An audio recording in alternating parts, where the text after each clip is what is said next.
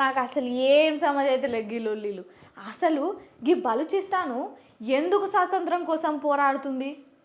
అసలు మొన్న రైలు ఘటన ఎందుకు అయింది? ఈ బలూచిస్తాను పాకిస్తాన్ నుంచి అసలు ఎందుకు విడిపోదాం అనుకుంటుందో ఏమో. గా కథ ఏందో చూద్దాం పారే ఒక పాలి.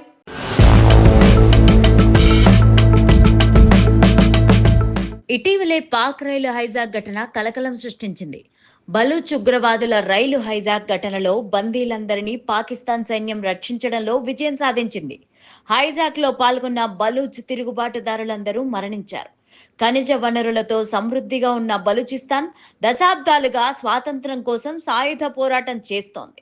కానీ జిన్నా చేసిన ద్రోహం బలూచిస్తాన్లో పోరాటానికి ఎలా దారితీసింది? బలూచ్లు పాకిస్తాన్ కుట్రను ఎందుకు వ్యతిరేకిస్తున్నారు?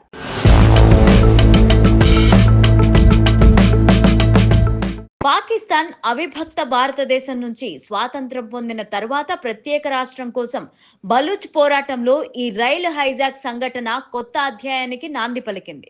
బలూచిస్తాన్లో హింసాత్మక పోరాటానికి మొహమ్మద్ అలీ జిన్నా ద్రోహమే కారణం.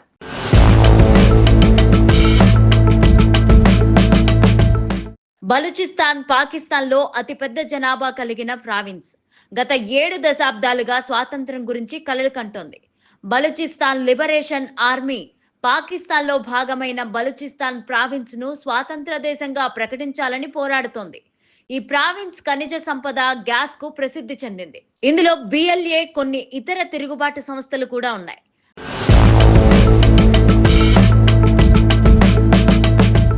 బలూచిస్తాన్ పర్వత భూభాగం తిరుగుబాటుదారుల పోరాటానికి బలమైన పునాదిని అందించింది. రష్యా వంటి దేశాల సైనిక విస్తరణను నిరోధించడానికి బ్రిటిష్ వారు ఈ ప్రాంతాన్ని వలస రాజ్యాల రక్షణ స్థావరంగా ఉపయోగించుకున్నారు. అయితే భారతదేశ విభజన తరువాత బలూచ్ నాయకులను పాకిస్తాన్ తమతో విలీనం చేయమని బలవంతం చేసిన తరువాత పరిస్థితి మారిపోయింది.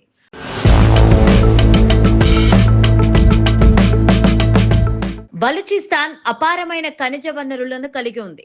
చాంగి జిల్లాలోని రెకోదిక్, సైందిక్లలో భారీగా బంగారం, రాగి నిక్షేపాలు ఉన్నాయి. అంతేకాదు ఈ ప్రావిన్స్ లో ఇనుప ఖనిజం, సీసం, జింక్, బొగ్గు నిక్షేపాలు కూడా ఉన్నాయి.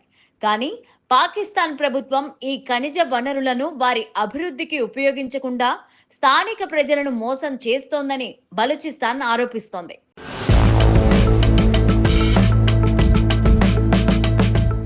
భారత్, పాక్ తో పాటు కలత్ విడిపోవడాన్ని మొదట్లో మొహమ్మద్ అలీ జిన్నా కూడా ఒప్పుకున్నారు. ఆగస్టు 15, 1947న కలత్ స్వాతంత్రం తెచ్చుకుంది. కానీ వేర్పాటును అనుమతించడం వల్ల ముప్పు వస్తుందని భయపడి బ్రిటిష్ వారు కలత్ స్వాతంత్రం ఇవ్వడానికి వెనుకాడారు.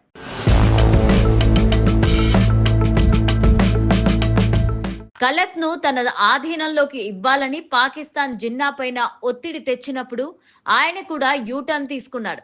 జిన్నా కారణంగానే బలూచిస్తాన్ స్వాతంత్రంగా ఉండకుండా పాకిస్తాన్తో నిరంతరం పోరాడుతూ వచ్చింది.